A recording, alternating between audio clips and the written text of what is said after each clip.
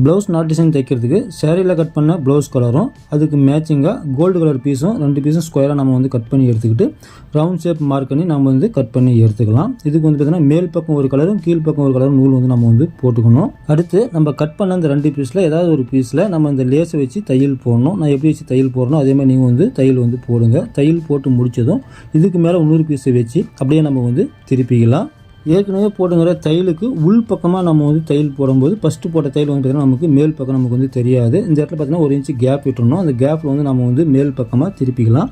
திருப்பிக்கிட்டு இப்போ மேல் பக்கம் நம்ம எந்த நூல் போட்டிருக்கோமோ அந்த கலர் ஓரம் நம்ம வந்து பார்த்திங்கன்னா தையல் வந்து போடணும். அந்த லேஸ் ஓரம் நம்ம வந்து தையல் வந்து போட்டுக்கலாம். இந்த மாதிரி தையல் போடும்போது நம்ம கடைசியாக ஃபினிஷிங் வந்து பார்க்கும்போது 2 பக்கம் கலருக்கும் 2 பக்கம் நூல் வந்து நமக்கு மேட்சிங்காக இருக்கும். இப்போ ரவுண்ட் ஷேப்புக்கு தையல் போட்டதும் நமக்கு ப்ளவுஸ் கலர் அடியில் வர மாதிரி வச்சுக்கிட்டு சென்டரில் வந்து ஒரு நாட் ஒன்று வச்சு 3ல் ஒரு பாகம் நம்ம வந்து பார்த்திங்கன்னா கிராஸாக வந்து தையல் வந்து போடணும். தையல் போட்டு நம்ம வந்து திருப்பும்போது பார்த்திங்கன்னா அழகான நாட் டிசைன் வந்து நமக்கு ரெடி ஆகிடும்.